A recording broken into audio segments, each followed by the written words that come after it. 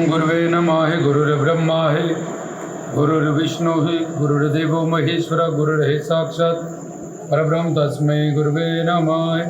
सचकृतारदाम वाली से रामदास की तरफ से गुरु प्यारी सारी साध संगत को सचकृतार कहते हुए रब्बी उपदेश के माध्यम से जानेंगे बाबा भरथरी जी ने क्यों गोरखनाथ जी को छोड़ के बाबा बालकनाथ जी से शरण ली, इसके पीछे का ज्ञान।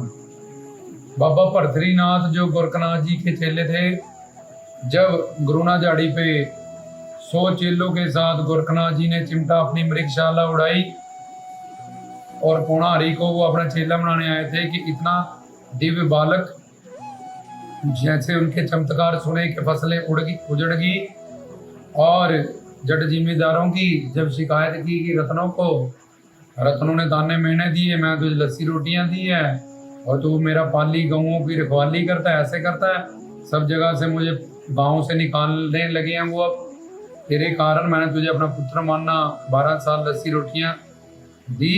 तो उन्होंने कहा जाके माँ देख लो, ऐसा कुछ नहीं हुआ वहाँ पे। तो जब देखा तो फसलें आगे से भी हरी भरी थी, उसको पछतावा हुआ। तो ऐसे भव करिश्मे उनके सुन के गोरखनाथ जब उनको सुमेर पर्वत से जब अपना चेला बनाने आया, तो कि अगर मेरा चेला बन जाए ऐसा कोई बालक बच्चा तो मेरी तो नाम और हो जाएगा। तो उसकी उनसे झड़प हुई, उन्होंने मृगशाला उड़ाई और कहा कि मेरा चेला बन जाए, जहाँ मेरी ये शेर की खाल है जो, इसको उतार के दिखा। ये शेर की खाल क्या होती है ये हम आगे रब्बी उपदेश में समझाएंगे, जिसपे जोगी नोत बैठते हैं, जहाँ भोलेनाथ बैठे, इसका क्या मतलब होता है। तो उन्होंने चिमटा उड़ाया, जय श्री गुरु दत्तात्रेय कह के, उनके पूर्ण गुरु थे, गुरु समर्पण था, गुरु भक्ति थी उनके पास। तो शेर की खाल के उन्होंने टोटे टोटे कर दिए और उनका चिमटा वहीं पे हवा में ही लटकता हुआ रह गया। तो जब बाबा जी ने कहा कि गोरखनाथ ने कहा कि अब ये चिमटा मैं नहीं उतार पाऊंगा, उन्होंने कहा तुम मेरा चिमटा उतारो नाथ जी, मैंने आपकी मृगशाला को, तो आपने बोला इसको पकड़ के ला के दिखा, तो वो तो गिरी आपके सामने टोटे टोटे होके, अब आप मेरा चिमटा उतारो। तो गोरखनाथ जी ने पूरी शक्ति लगा दी, पर बाबा बालकनाथ जी का, उन्होंने जो अपने गुरु का नाम लेके चिमटा उड़ाया था, जय श्री गुरु दत्तात्रेय, वो उतार नहीं पाए। तो उन्होंने कहा ये चिमटा अब कोई नहीं उतार पाएगा, रहती दुनिया तक ऐसे ही खड़ा रहेगा, ताकि गोरख इससे मेरी इंसल्ट है अगर कोई इसको उतार दे तो। अब तो उन्होंने फिर कहा जय श्री गुरु दत्तात्रेय, तो चिमटा उनके हाथ में वापिस आ गया। फिर उन्होंने कहा मेरे 100 चेलों को भूख लगी है, इसको दूध पिला लोटे से। तो उन्होंने ओस्कर गांव, जिनके थानों में दूध सूख जाता है उसको ओस्कर गांव कहते हैं, वो ओस्कर गांव को बुलाया, उस पर था पड़ा दिया जय श्री गुरु दत्तात्रेय अलग कह के, और दूध की नदियां बहने लगी उसी लोटे से। 100 चेले को बनाया तब भी दूध बंद नहीं हुआ, इतने भी वो माना नहीं। अब जबरन करने लगा, उनको 100 चेले को बोला इनको घेर लो, जबरन करो, मुंदरे डालने लगा, कानों से दूध निकला।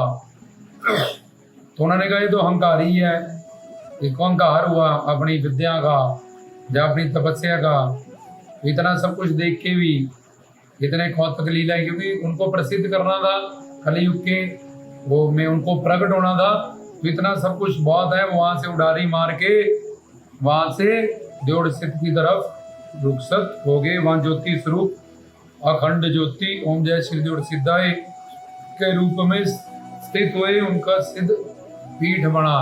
वहां नरबक्षी राक्षस को भी उन्होंने अपना चेला किया, मुरीद किया, उसको भी वरदान दिया कि तेरे नाम से बकरे आएंगे, उनकी खुशबू से ही तो तेरा पेट भर जाया करेगा।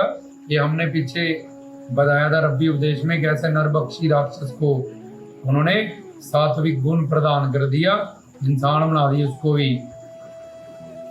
तो आज का जो विषय है वो बाबा भरथरी नाथ, गोरखनाथ जी के जो शिष्य थे, बाबा बालकनाथ जी के पीछे गए, वो गुफा पे ही क्यों रह गए, और बाबा जी ने वचन दिए जो यहाँ आए वो भरथरी नाथ की गुफा पे जरूर जाए और पीर नगाए भी जरूर जाए, तभी यात्रा सफल मानी जाएगी।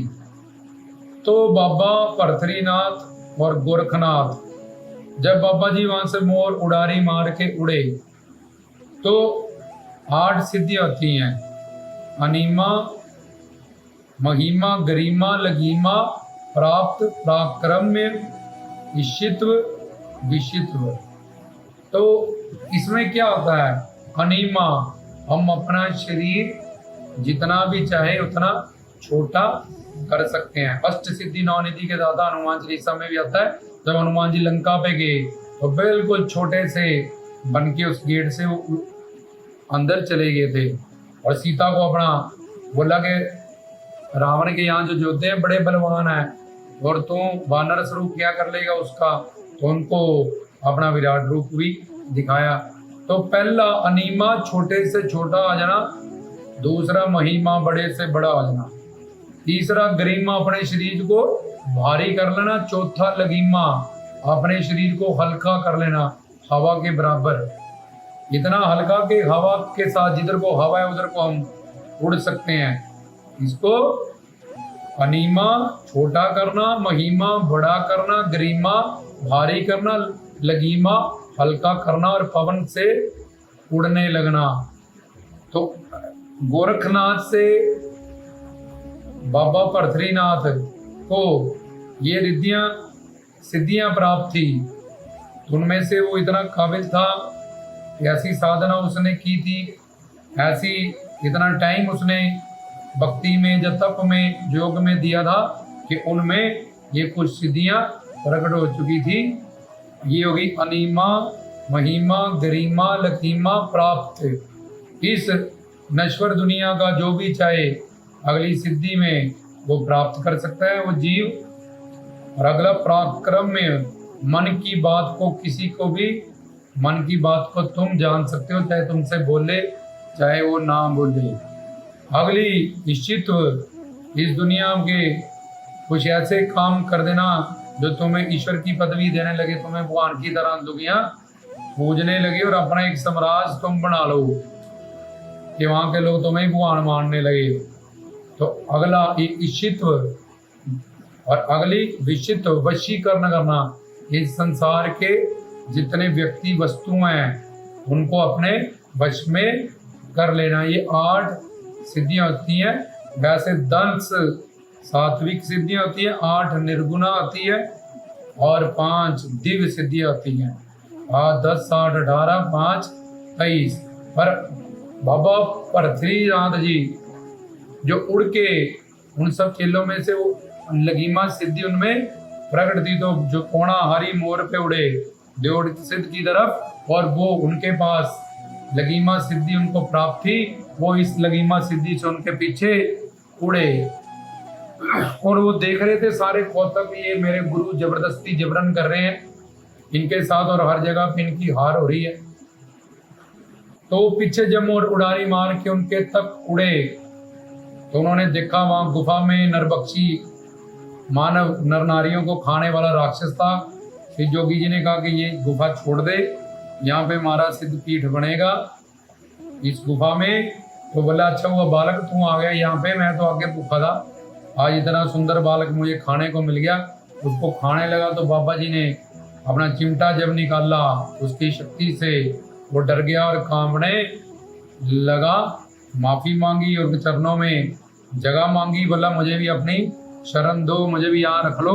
उन्होंने कहा मेरे नाम के हलवे रोड चढ़ते हैं, तेरे नाम के यहाँ बकरे लोग लेके आए करेंगे, तो यहाँ से यही रहेगा। उनकी वासना खुशबू से ही तेरा पेट हमारे आशीर्वाद से भर जाया करेगा। ऐसा कैसे होता है ये हमने उस प्रवचन में बताया था आपको और इसके पीछे का ज्ञान समझाया था। तो आज बकरशाला वहाँ बकरे चढ़ते हैं, उनको वहाँ मारा नहीं जाता, बलियाँ नहीं लगाई जाती, उनको वहाँ जाके बाबा जी के नाम पे उनके वचनों के अनुसार छोड़ा जाता है। उनकी वहाँ फिर केयर होती है बकरशाला में। तो जिसको जो बकरा चाहिए होता है वो ले भी जाते हैं सेवा के लिए, जहाँ उसकी सेवा बैठ करके जैसे भी है वहाँ मंदिर के तीर्थ सिद्ध बैठ के वो पैसा दान काम आ जाता है, लेकिन वहाँ बलियाँ नहीं लगाई जाती। लेकिन यहाँ पे हमने जो समझना है कि वो पीछे भरथरीनाथ हुई गई, ये भी करिश्मा उसने अपनी आंखों से देखा, तो उसमें सिद्धियां तो प्रकट हो गई थी, लेकिन उसमें रिद्धि सिद्धि निधि नौनिध जो नाम है वो शिव पिता परमात्मा दसम द्वार होता क्या कुंडली जागरण में। अब इसका विज्ञान समझो। मूलाधार में सोई हुई शक्ति को जब हम लम वम हम यम ओम ऐसे अलग अलग मंत्र होते हैं, लम लम लम लम, इस तरह से उसको अंदर जगाते हैं। जब पंचाक्षरी मंत्र में शब्द सुरत से ओम नमः शिवाय ओम नमः शिवाय ओम नमः शिवाय ओम नमः शिवाय, इसमें ओम नमः शिवाय बोलने वाला और सुनना एक बनाते हैं। परा दुन्नी से शुरू होता है, परा पसंती बनती है, हृदय में जाके शब्द मिलते हैं, कंठ में आके सेंटेंस बन जाता है और जुबान से हम बयान कर देते हैं इसको।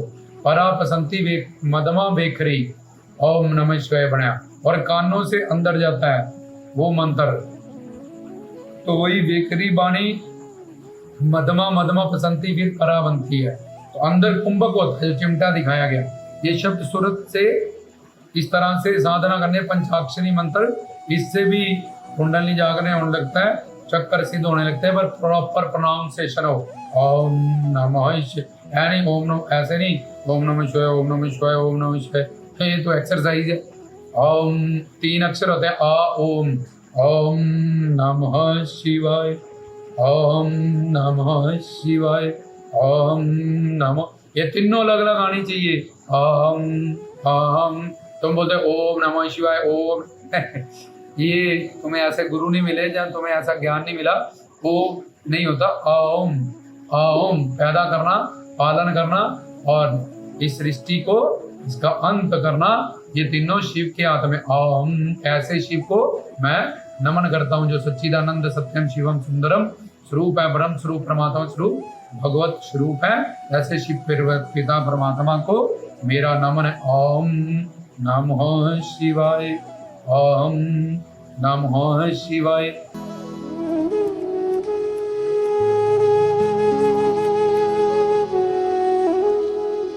तो इसमें वो चिमटा शब्द सुरत से बनाते हैं, फिर आगे प्राणों से नाद से, ये हमने गुरु नानक जी पे नाद गुरु, पवन गुरु और शब्द गुरु उसका प्रवचन रिकॉर्ड किया था जपजी साहिब के हिसाब से आप सुनो, और ये तीनों विद्याओं को तुम वहाँ से समझ सकते हो। लेकिन बर्थरीनाथ को ऐसी नॉलेज चाहिए थी दसम द्वार की, वो नॉलेज उसको बाबा गोरखनाथ जी से प्राप्त नहीं हो रही थी। रिद्धियाँ सिद्धियाँ चाहे उसको प्राप्त हो चुकी थी। तो जब बाबा जी के कौतक देखे, और बाबा जी के पूर्ण गुरु गुरु दत्तात्रेय जी थे, पीछे मैंने बताया रब्बी उपदेश में कि क्यों गुरु दत्तात्रेय जी को ही बाबा जी ने उस वक्त अपना गुरु बनाया। गोरखनाथ भी थे और भी उस वक्त कोई सिद्ध महात्मा थे, पर उन्होंने गुरु दत्तात्रेय जी को ही अपना गुरु क्यों बनाया था, उसका उपदेश आप सुनिएगा।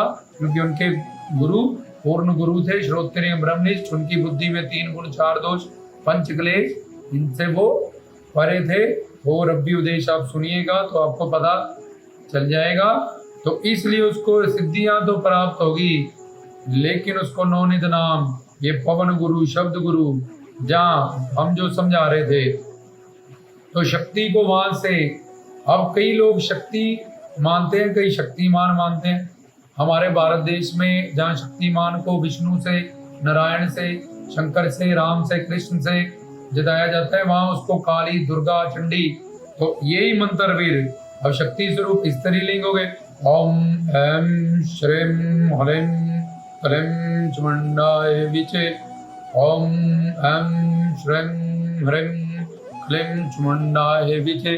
दुर्गा, दुर्ग मतलब शरीर, दुर्गा मतलब शरीर में सोई गई शक्तियों को जगाना। चामुंडा मतलब दसम द्वार पे वही ज्योति शिव परमात्मा, उसको शक्ति को, शक्तिमान को स्त्रीलिंग कह दिया, वो ई की मात्रा लगी, फिर रिंग लग गया, हम वम यम तम ओम बन गया।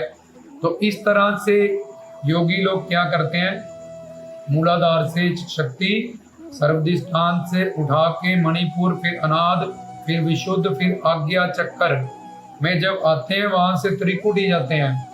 अब जो शब्द सुरत वाले संत मिलते हैं वहां से मानसरोवर जाते हैं, और फिर मानसरोवर से दसम द्वार में प्रवेश करते हैं, और फिर उस अपने शिव पिता परमात्मा सचखंड में विराजमान ज्योत का दर्शन दीदार कर लेते हैं। लेकिन योगीनाथ इस मानसरोवर से रिद्धियां सिद्धियां निधियां पाने के लिए भंवर गुफा से पहले बिंदु चक्कर मानसरोवर से वो टर्न हो जाते हैं। संत मत में मानसरोवर में सिद्धा भंवर गुफा और दसम द्वार, लेकिन योग विद्या में कुछ योगीनाथ लोग रिद्धियां सिद्धियां पाने के लिए मानसरोवर से बिंदु चक्कर, जहाँ पे जाके वो साधक वो योगीनाथ प्राणाहारी हो जाता है, उस शरीर की परवरिश हवा पानी और अग्नि के माध्यम से ही होनी लगती है। पौनाहारी एक अवस्था है, हमने पीछे भी बहुत बार सिद्ध करके बताया, उसका चौकियों से वासियों से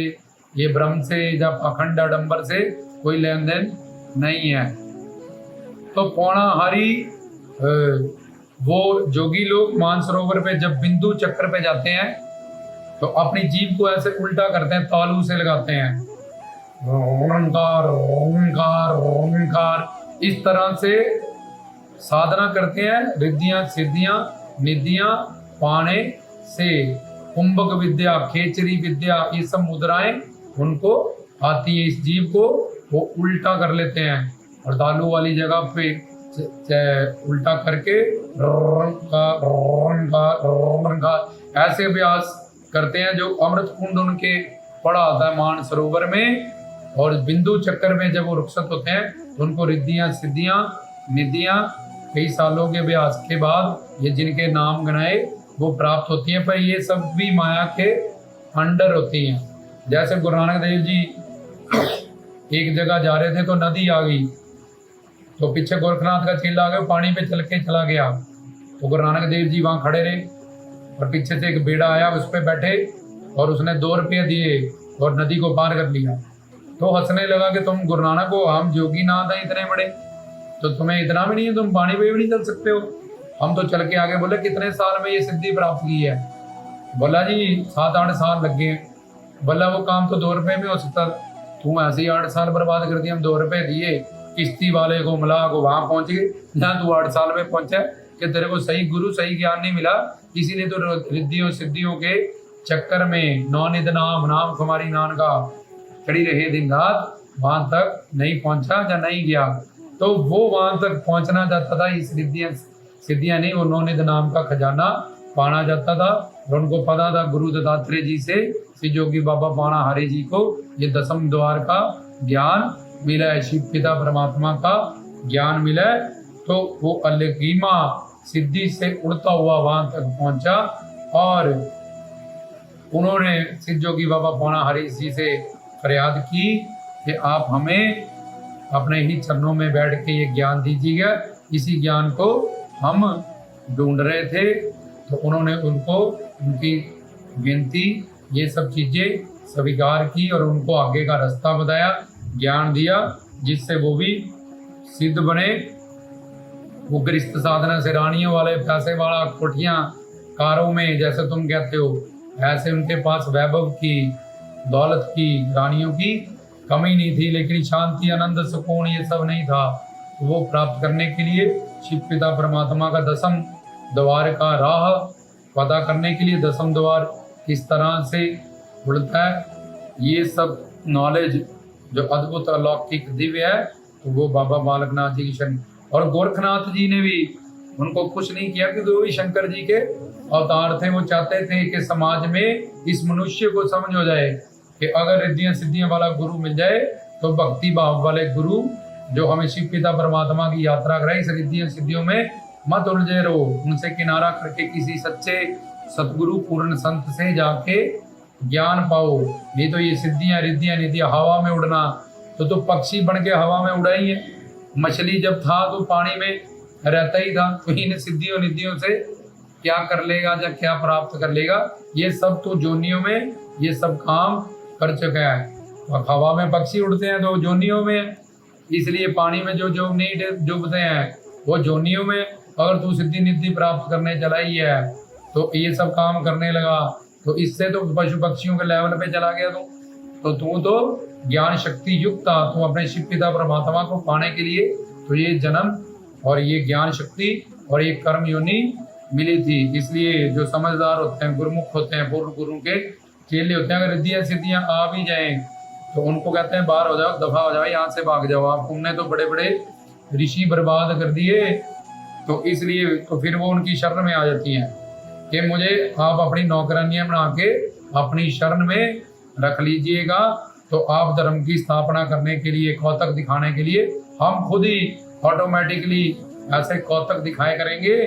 आप नाम उपदेश से जब लोगों को जोड़ा करोगे ताकि उनको पता चल जाए ये कोई सिद्ध है, ये कोई महात्मा है, ये कोई अवतारी है। तो वो नौकरानियां दासियां बन के उनके पास रहते हैं। सिद्ध योगी बाबा बालकनाथ, नौनाथ 84 सिद्ध, ये रिद्धि सिद्धियों के पुजारी नहीं है, ये तो दिव्य आत्मा है।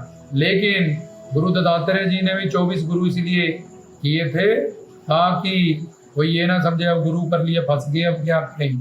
तो जब ज्ञान ही नहीं मिल रहा, तुम्हारा उद्धार ही नहीं हो रहा, भलाई नहीं हो रहा, 10 साल 12 साल 20 साल भी तुम जाके वैसे के वैसे हो, हर 6 महीने बाद साल बाद भी यात्रा कर रहे हो, अभी तक सिंगी भी नहीं तुम बना पाए। तो ऐसे ब्रह्म में, आडंबर पाखंड में मूर्खता का प्रदर्शन कोई ना करे। बाबा जी से अरदास करें, विनती करें और जल्द से जल्द एक सिद्ध पूर्ण सतगुरु की जाके शरणागति कबूल करें। हर गुरु यही चाहता है कि उसके बच्चों का कल्याण हो। जो चिन्हाए हमारा डेरा छोड़ के अब यहाँ नहीं आता वहां जाता है, उसके अंदर तो ईर्ख है, जेलसी है। हर गुरु यही, तुम 10वीं में थे तो 10वीं वाला रोना लगे, हाय +1 में चला गई तो क्या फेल होता रहे तुम्हारे पास बैठ गई। तो 11वीं में तो रोने लगे, यार 12वीं में BA में चला गए, वो तो जाता है मैंने पक्का पढ़ाया, 10th 11th वहां से करे, PhD तक जाए, पढ़ाई खत्म कर दे। हर गुरु यही चाहता, तुम्हारा बच्चा बीमार है, गलत डॉक्टर बदल गया, नहीं हम इसी से इलाज कराएंगे, ऐसा तो नहीं कहते। गलत बीवी आ जाए फटाफट, गलत पति मिल जाए, कोर्ट कचहरी भागते हो, निकाह तलाक करने के लिए उसके साथ तो रहते नहीं हो। तो ये सब अगर तुम्हें ना मिले तुम्हारे प्रारब्ध और पुण्य किस्मत के हिसाब से, तो चुपचाप बाइकआउट कर लो, डरने की जरूरत नहीं है, क्योंकि तुम सुप्रीम पावर एक पूर्ण गुरु की शरण में जा रहे हो। अगर वो बल्ले भी मैं तुम्हें शराब दे दूंगा तो वो पहली बात तो गुरु ही नहीं है वो, दूसरी बात उसमें जेलसी है, और तीसरी बात जो सुप्रीम पावर के शरण में आ गया पक्के सच्चे गुरु के परमात्मा के, उसको ऐसा कोई शराब वगैरह छू भी नहीं सकता है, क्योंकि शराब और वरदान दोनों भगवान पूरा करते हैं और भगवान को पता होता है कि ये अपना कल्याण करने के लिए, वहां इसका कल्याण नहीं हुआ। आडंबर पाखंड में लोगों ने ब्रह्म में इसको फंसा रखा था। ये मेरा सच्चा श्रद्धालु था, भगत सा, भर्तरी की तरह ज्ञान पाना चाहता था, तो वो हमें खुश हो जाता हमारा भगवान, हमारे इष्ट, हमारे आराध्य हम पे। तो हमने इस प्रवचन में जाना कि बाबा भर्तरी नाथ जी ने क्यों गोरखनाथ से, और गोरखनाथ जी ने भी उनको भेजा, आशीर्वाद दे के भेजा ताकि हमें ये शिक्षा मिले, अगर हम फंस जाएं कहीं तो हम अपनी मूर्खता का प्रदर्शन ना।